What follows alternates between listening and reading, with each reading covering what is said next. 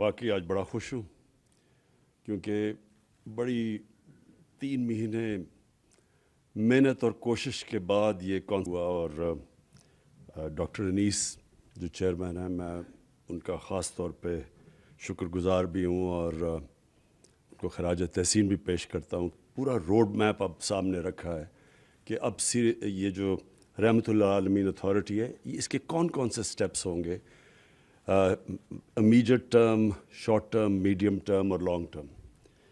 میں سب سے پہلے اپنی قوم کے سامنے جو بات رکھنا چاہتا ہوں کہ کیوں ضرورت پڑی اس کی۔ سب سے پہلے مجھے یہ احساس ہوا کہ جو ہمارے یوتھ ہیں، ہمارے جو بچے ہیں، ان کو پوری طرح سمجھ ہی نہیں ہے کہ یہ ملک بنا کیوں تھا، اور ہمارے نبی صلی اللہ علیہ وسلم ان کا پیغام کیا تھا، کیوں ان کو فالو کرنے کے لیے اللہ نے حکم دیا قرآن میں۔ مجھے آہستہ یہ بھی نہیں لوگوں کو پتہ کہ جب وہ نماز پڑھتے ہیں تو وہ اللہ سے مانگتے کیا ہیں، اور میں اکثریت کی بات کر رہا ہوں کہ ان کو یہی نہیں پتہ، جب وہ کہتے ہیں ایک ہی چیز نماز پہ مانگتے ہیں نا کہ اللہ ان کے راستے پہ لگا جن کو تو نے نعمتیں بخشی، ان کے نہیں جو غلط راستے پہ چلے گئے۔ تو جن کو اللہ نے نعمتیں بخشی سب سے زیادہ، وہ تو ہمارے نبی صلی اللہ علیہ وسلم تھے، باقی بھی پیغمبر تھے۔ تو اصل میں تو ہم سارا وقت نماز پہ ایک ہی چیز مانگ رہے ہوتے ہیں کہ ان کے راستے پہ چلو۔ تو ان کا راستہ کیوں اتنا ضروری ہے؟ کیا ہمیں سمجھ ہے کہ اللہ کیوں ہمیں کہتا ہے ان کے راستے پہ چلو؟ کیونکہ دنیا کی تاریخ کا کبھی کسی انسان نے وہ اچیو نہیں کیا، کبھی اس کی یعنی آپ 5% بھی اچیومنٹ نہیں جو کہ ہمارے نبی صلی اللہ علیہ وسلم نے کی، اور نہ کوئی کر سکتا ہے۔ یہ جب 100 گریٹسٹ مین، ان کے اوپر ایک کتاب ہے، پتہ نہیں اس کا کیا نام ہے، ہارٹ یا کچھ ہے، وہ نمبر 1 پہ ان کو کیوں رکھتا ہے؟ وہ تو مسلمان نہیں ہے، لیکن وہ اچیومنٹس پہ رکھتا ہے کہ کسی انسان نے وہ چیزیں اچیو نہیں کی۔ تو اللہ ہمیں کیوں کہتا ہے کہ ان کے راستے پہ چلو؟ ہماری بہتری کے لیے۔ جب وہ کہتا ہے کہ وہ 2 راستے آپ کے سامنے، ایک اللہ کی وہ راستے جس پہ اللہ نے نعمتیں بخشی ہیں، تو وہ جو راستہ ہے وہ آسان راستہ نہیں ہے، کیونکہ نبی صلی اللہ علیہ وسلم کا آسان راستہ نہیں تھا، لیکن وہ انسان کی عظمت کا راستہ تھا۔ تو ہمیں مجھے احساس ہونا شروع ہوا بہت پہلے، پولیٹکس میں آنے سے بھی پہلے، کہ مجھے یہ احساس ہونا شروع ہوا کہ ہمیں کسی کو، میں نے جب کم از کم میں جب اسکول میں تھا تو میں نے جب پڑھا تو مجھے کبھی یہ چیزیں نہیں کسی نے بتائیں۔ مجھے میری دینیات اور اسلامیات کی کلاس کے اندر مجھے کبھی یہ نہیں بتایا گیا کہ کیوں میں نبی صلی اللہ علیہ وسلم کے راستے پہ چلوں۔ پھر مجھے یہ بھی نہیں بتایا گیا کہ وہ ریاست مدینہ، وہ کیا اس کے کیا پرنسپلز تھے کہ ایک دم وہ لوگ جن کی حیثیت ہی کوئی نہیں تھی، دیکھتے دیکھتے 2 سپر پاورز ان کے سامنے گرتی ہیں اور دنیا کی امامت کرنا شروع کر دیتے ہیں۔ وہ کون سے پرنسپلز تھے؟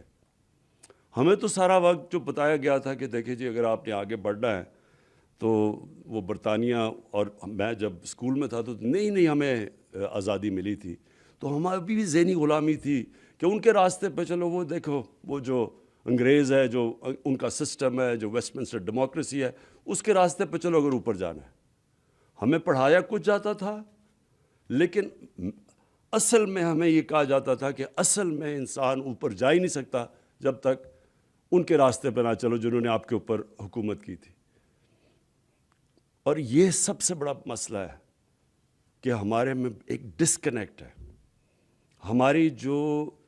ہم جب دین کی اپنے بچوں کو تعلیم دیتے ہیں، ہم ان کو یہ بتا ہی نہیں سکتے کہ کیا وجہ ہے کہ آپ کو یہ جو ہم آپ کو پڑھاتے ہیں کہ ان کے راستے پہ کیوں چلو۔ تو دیکھیں، میں کوئی اسلامک اسکالر نہیں ہوں، میری تو اپنی زندگی سے سارے تجربہ ہوا ہے مجھے۔ میں تو اسلام کی طرف، دین کی طرف، اسلام تو خیر ہم پیدا ہی اسلام میں ہوئے تھے، لیکن دین کی طرف سے تو میں اپنی زندگی کے تجربے سے آیا ہوں۔ اور وہ کیسے؟ کیونکہ مجھے 2 مختلف کلچرز کو میں نے اندر سے دیکھا۔ اپنے پاکستان کا تو میں ماں باپ اور ہمارے اسکول کلچر تو دیکھ ہی لیا تھا، لیکن میں نے مغربی کلچر کو اندر سے دیکھا، اور پھر میں نے اپنا تجزیہ کر کے میں پھر ان نتیجوں پہ پہنچا، اور آہستہ آہستہ جو اصل چینج جب میرے میں آیا، جب میں نے نبی صلی اللہ علیہ وسلم کی زندگی پڑھی، ان کی سیرت پڑھی، اسٹڈی کیا اس کو، تو اصل میں تو چینج تب میرے میں آیا۔ تو میں یہ سمجھتا ہوں کہ جو ہم نے اپنے بچوں کو، اگر ہم نے صحیح تربیت دے دی اور صحیح معنی میں ان کو سیرت نبی، ان کو اسکول سے ان کو صرف بتا دیا کہ وہ ان کا راستہ کیا تھا، یہی اس قوم کو اوپر اٹھا دے گی۔ کیونکہ کوئی قوم جس کا کیریکٹر بڑا نہیں ہوتا وہ بڑی قوم نہیں بن سکتی۔ تو جو انہوں نے مدینہ میں کیا کیا تھا، انہوں نے سب سے پہلے تو 2 پرنسپلز پہ مدینہ کی ریاست بنائی، عدل اور انصاف اور فلاحی ریاست، اور انہوں نے پھر انسانوں کی کیریکٹر بلڈنگ کی۔ وہی لوگ تھے، انہوں نے ان کو جو کیریکٹر کی ٹرانسفارمیشن کی، یہی چینج تھا۔ تو وہ تو دنیا کے سامنے وہ لوگ جو عرب 2 سپر پاورز کے بیچ میں تھے، کوئی حیثیت نہیں تھی، وہ ایک تاریخ ہے۔ یہ کوئی یعنی باقی اللہ کے پیغمبروں کی تاریخ میں اس طرح ڈیلی زندگی کسی کی بھی نہیں ہے۔ یہ ہمیں اپنے نبی کی تو ہمیں پہلے دن سے پتہ ہے کہ ان کی زندگی کب انہوں نے ہجرت کی اور پھر کب دنیا سے گئے، وہ سارے ان کا ریکارڈ ہے ہمارے پاس، کہ کب جنگ بدر ہوئی، پھر خندق ہوئی، پھر وہ جو ان کو صلح حدیبیہ ہوئی، یہ سارا تاریخ کا حصہ ہے۔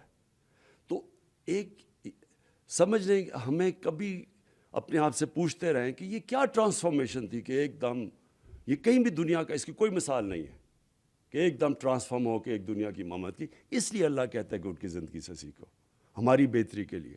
ہم اگر اس پہ چلیں گے قوم اٹھ جائے گی، اگر انسان ان کو کاپی کرے گا وہ کیریکٹر بڑا ہو جائے گا۔ پھر جب سے مجھے حکومت ملی تو میں نے یہ کیوں میں نے رحمت اللہ عالمین اتھارٹی کا فیصلہ کیا، سب سے پہلے میں کیونکہ مغربی کلچر بھی سمجھتا تھا، اپنا بھی کلچر دیکھا، تو میں نے یہ ریئلائز کیا کہ گورنمنٹ کئی چیزیں نہیں ٹھیک کر سکتی۔ کیا نہیں ہم ٹھیک کر سکتے؟ مدینہ کی ریاست میں جو قرآن کی آیت ہے، امر بالمعروف، اچھائی کے ساتھ کھڑی اور برائی کو ختم کرو، یہ جو برائی کے خلاف کھڑے ہو، یہ جو بیسک جس کو ایک مورالٹی یا ایتھکس ایک سوسائٹی کی، اس کے اوپر بیس ہوتی ہے۔ تو میں نے جب دیکھا کہ ہمارے سے وہ بہت آگے ہے مغرب، برطانیہ کا جو سوسائٹی ہے وہ ہمارے سے بہت آگے ہے، وہ واقعی برائی کو دباتی ہے اور اچھائی کے ساتھ کھڑی ہوتی ہے۔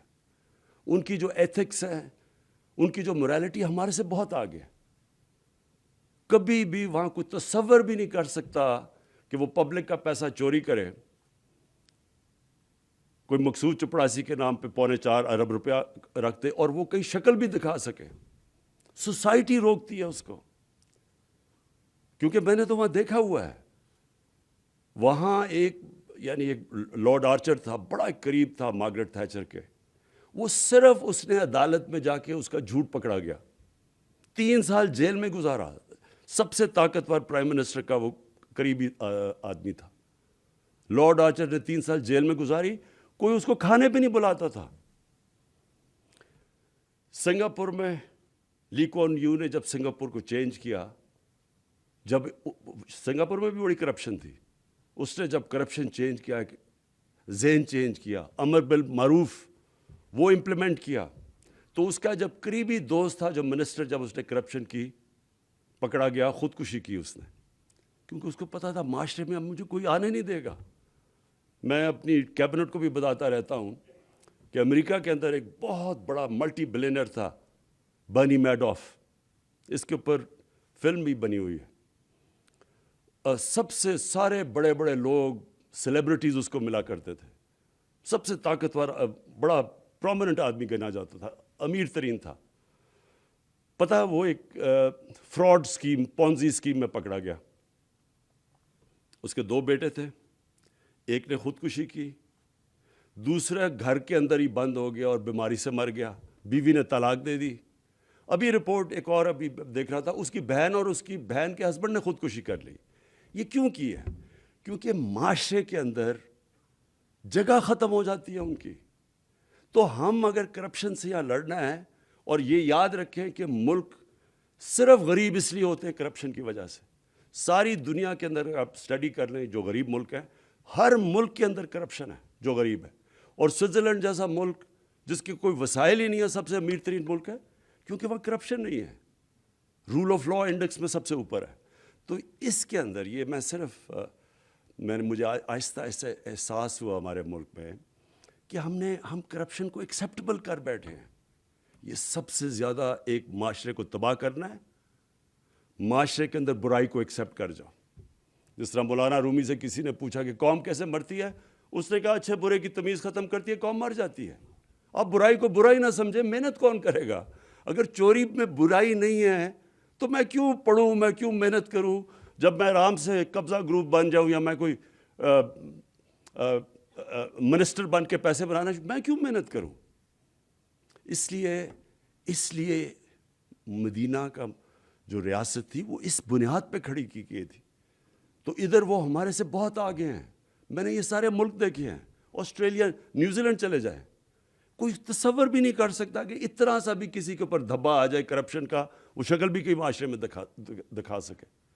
تو یہ اس لیے اپنے بچوں کو ہمیں سیرت نبی پڑھانی ہے، تاکہ ہمارے بچے جب قوم فیصلہ کرے گی کہ ہم نے کسی نے بدی کی، برائی کی، قوم اس کو آئسولیٹ کرے گی.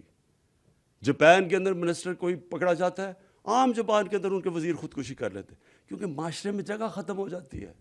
آپ وہ چوروں کے اوپر پھول پھینکیں گے، آپ کے مین لوگ وہ نیب کے کورٹ پہ جا رہے ہیں، پھول پھینک رہے ہیں. وہ جا کے ایک باہر بھاگ گیا ہے، جھوٹ بول کے وہ باہر بھاگا ہوا ہے، اربوں روپے کی پراپرٹیز میں بیٹھا ہے. یہاں بڑے بڑے صحافی کہہ رہے ہیں جی اسے تقریر کرنے دو. کوئی کسی وکیلوں نے کہا کہ جی اس کو پھر سے اس کے بین ختم کرو، کہ پھر سے اسے اجازت دو الیکشن لڑنے کی.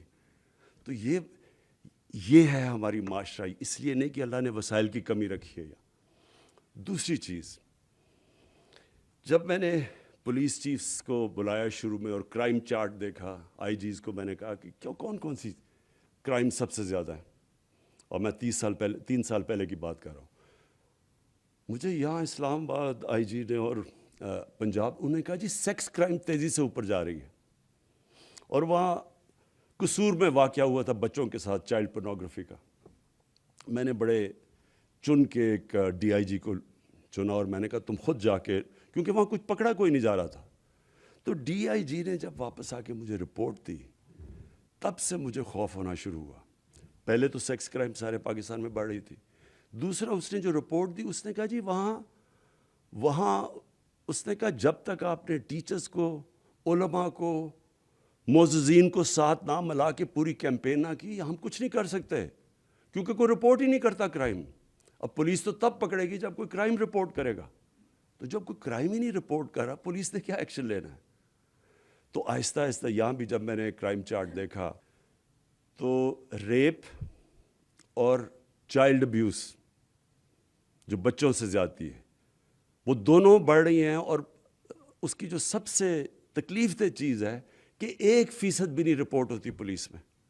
لوگوں کو شرم آتی ہے، فیملیز شرما جاتی ہیں، گھبراتے ہیں کہ ہماری بری پبلسٹی ہوگی، چپ کر جاتے ہیں بیچارے. تو تب میں نے پھر سوچا کہ یہ صرف گورنمنٹ اس کا مقابلہ نہیں کر سکتی، اس کا معاشرہ اس کے خلاف مقابلہ کرے گا. اور معاشرہ تب مقابلہ کرے گا جب ہم معاشرے کے اندر یہ ایتھکس تو دیں، لوگوں کو بتائیں تو صحیح کہ کیوں اسلام کے اندر یہ جو ہمارا پردے کا کانسیپٹ ہے، اور میں صرف کپڑوں کی بات نہیں کر رہا، آنکھوں کا پردہ، یہ جو کانسیپٹ ہے یہ کیوں ہے. اور پھر کیونکہ میں نے مغرب بھی دیکھا ہوا ہے اور یہاں کی بھی سوسائٹی دیکھی ہے. میں جب شروع میں گیا برطانیہ تو 14 میں 1 طلاق ہوتی تھی وہاں، اور دیکھتے دیکھتے وہاں 70% طلاقیں شروع ہو گئی. کیا چینج آیا؟ ان کی جو پبلک موریلٹی تھی وہ چینج ہو گئی.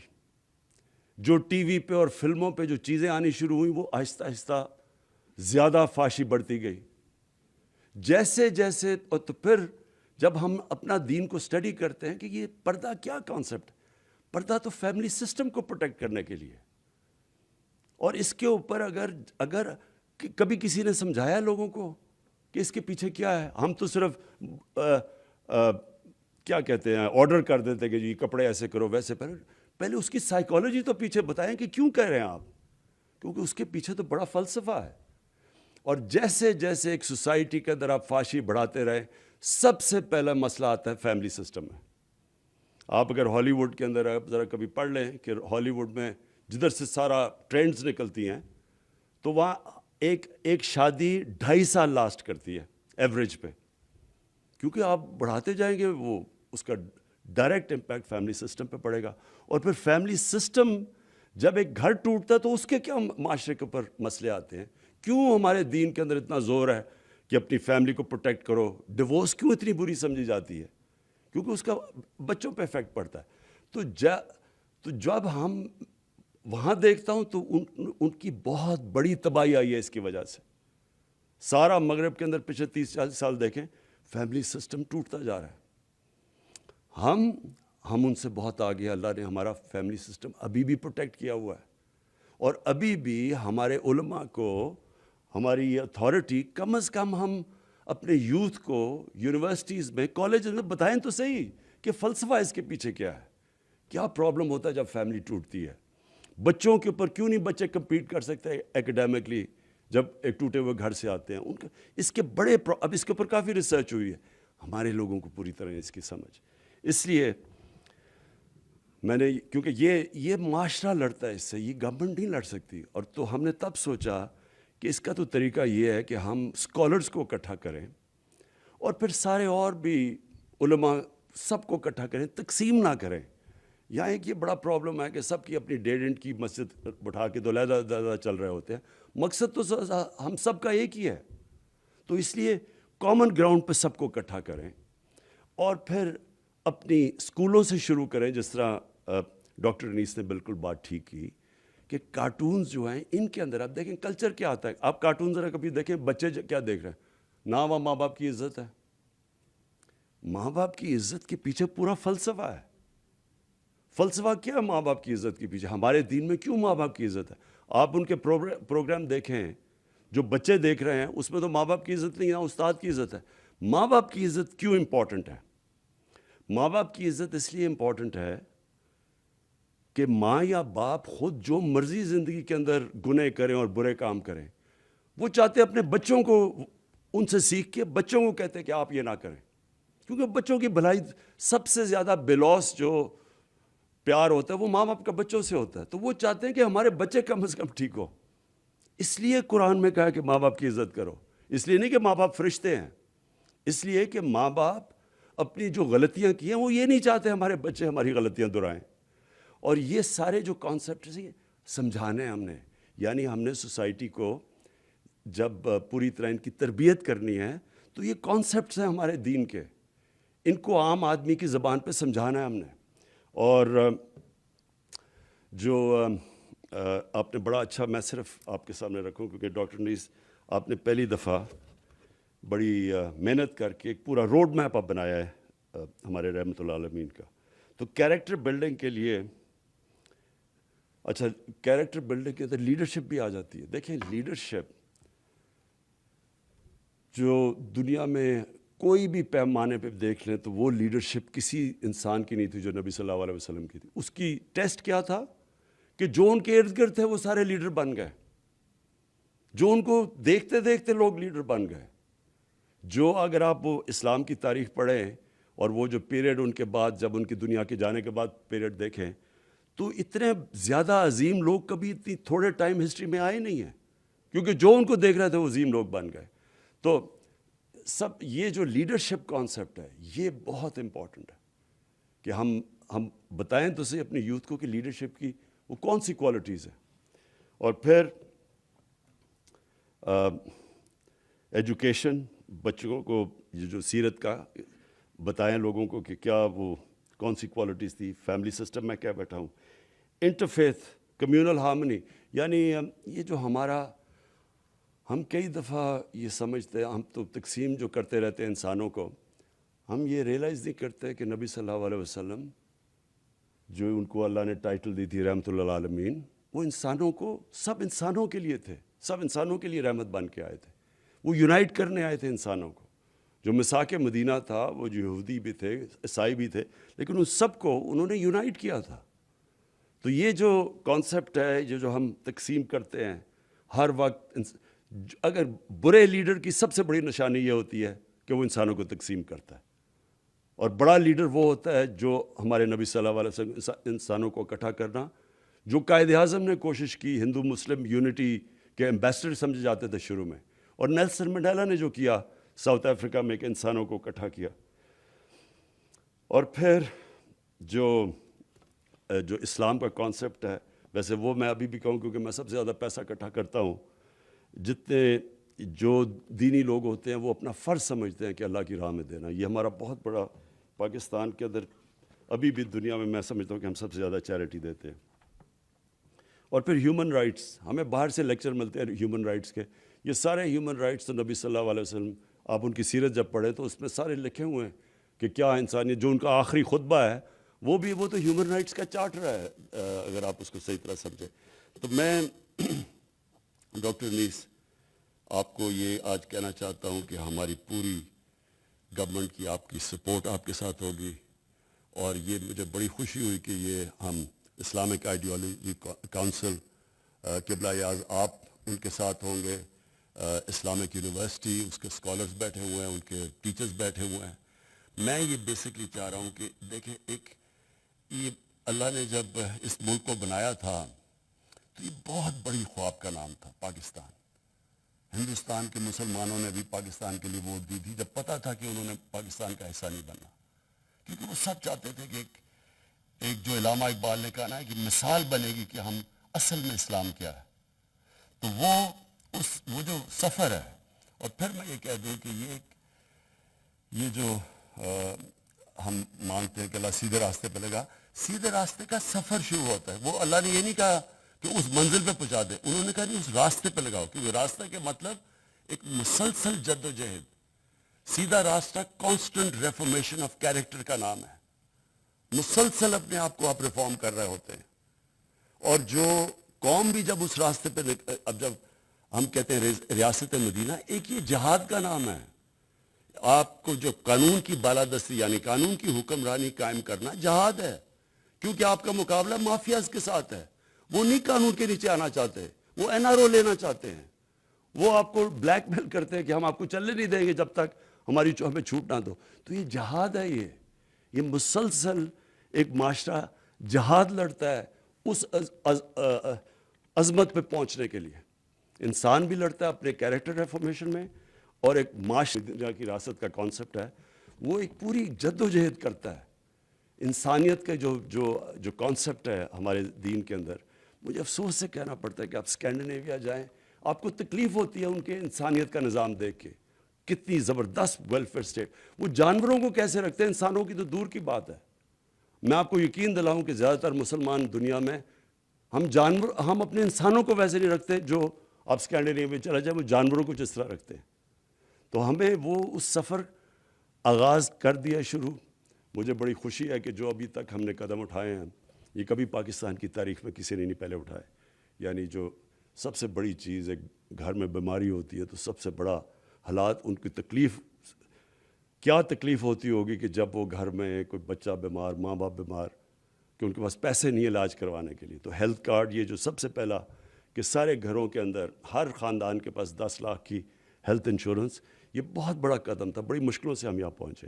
اور اس کے علاوہ بھی جو ہم نے جو احساس کے پروگرامز لے کے آئے ہیں سامنے، یہ بھی سب کبھی اتنا زیادہ پیسہ کسی گورنمنٹ نے خرچ کیا.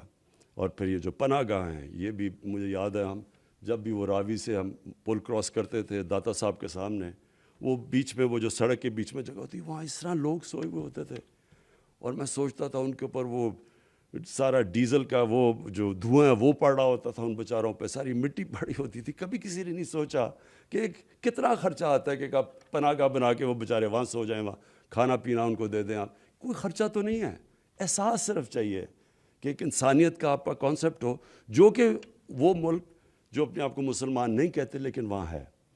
تو میں پھر سے اپنی اتھارٹی کو آج جو ممبرز ہیں ہمارے، جو آپ نے ڈاکٹر نیز سب کو انٹروڈیوس کروا دیا، اور میں ایجوکیشن ڈپارٹمنٹ کا میں کہنا تھا کہ شفقت محبوب جو ہمارے منسٹر ہیں، ان کی پوری آپ کو کوآپریشن ملے گی، پرائم منسٹر آفس کی ملے گی، جتنی بھی گورنمنٹ کی ڈپارٹمنٹس ہیں ہم آپ کے ساتھ پورا کھڑے ہوں گے۔ شکریہ۔